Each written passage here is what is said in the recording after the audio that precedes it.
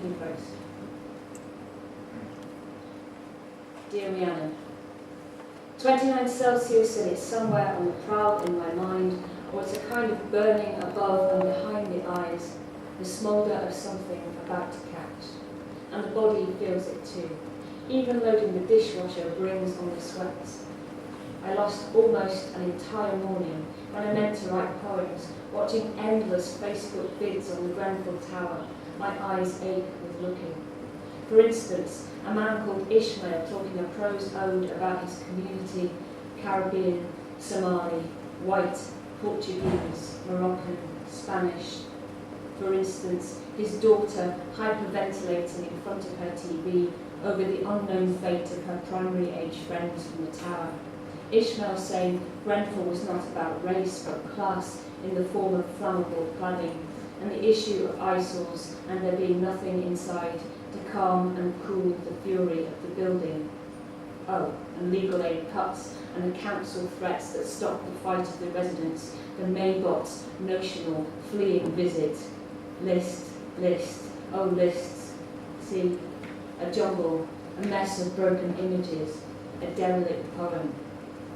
Now is our summer of discontent, said placard not reported by the BBC. And on a wall near the shell of the tower, this legend: this is not a photo opportunity.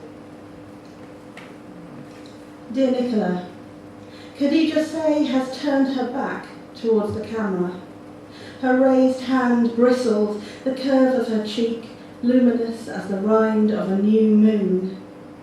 Even the flesh of the photograph is insubstantial, riddled with hollows, the way the bone of the skull is gauzy if you look close enough, the way a scent gets inside a head and rings it like a bell. Khadija Say has turned her back towards me. Think of her in the dark room, the air rough with chemicals, the darkness bisected again and again as she counts out exposures. The heat and the smell of nitrate. Khadija Say has turned her back. Silver and tin, the way light slides against a thing and makes it simple. I keep coming back to this. A jumble, a mess of broken images, a derelict poem. I want to write that.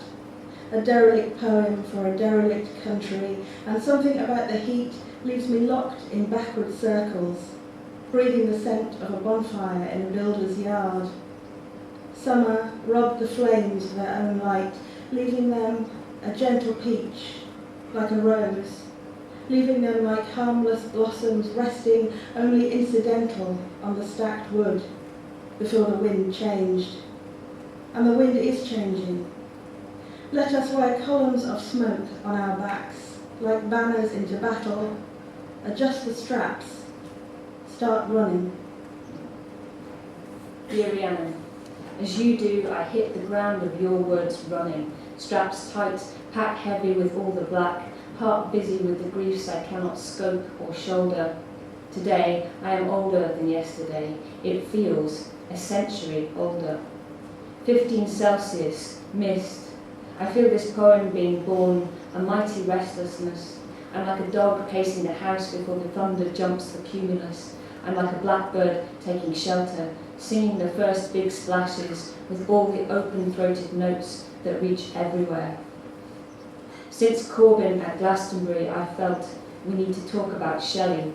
Time for the poets to rise up, remember what we always were, the products of a bolt of lightning, the sum of the heavens. Dust and ashes bitter on our tongues, dust and spittle like a salve. Look at Shelley, dead at 29, in a storm, sailing back to Lerici. The winds took him, his heart burnt out. But he's still here, though he died with, through the elements, the wind's child.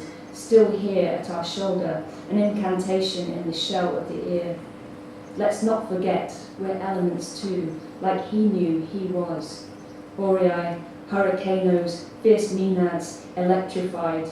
We the west wind, we the unacknowledged legislators, though we have forgotten. And in us the voices of the dead are unvanquishable, they full fathom flower. Nor Huda el-Wahhabi, Isaac Paulus, Anthony Disson, Khadija Say, Abulfaz Ibrahim, Mary Mendy, and the unnamed, the unidentifiable, a Union Jack of black smoke, burning bone and plastic, raised above the city. I met ruin on the way. She wore a mask like Mrs. May. Rulers who neither see, nor feel, nor know, but leech-like to their fainting country cling. Away, away, let the west wind take them. Nichola, there are 1,000 Londons. Caer Lud, Caer Llundain, Llundain Trinivantum, Londinium, Londain, Londan, Londinio, Luandon, Londonas, Londona, Londono, Londa, Lonto, Luntu, the old smoke. Above each of them that black flag flies. But surely among them there is a London where the smoke sinks into the infinite earth, where flames fall back into themselves instead of rising. A London where the spark did not jump the gap.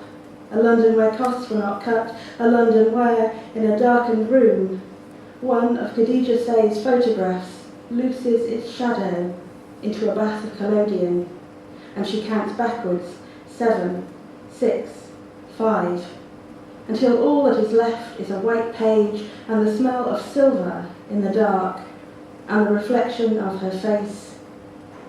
In the gaze of that blank page, I am dumb. At the bottom of a tower, a crowd has gathered. They are throwing gifts into the open arms of the sky. Thank you. Thank you.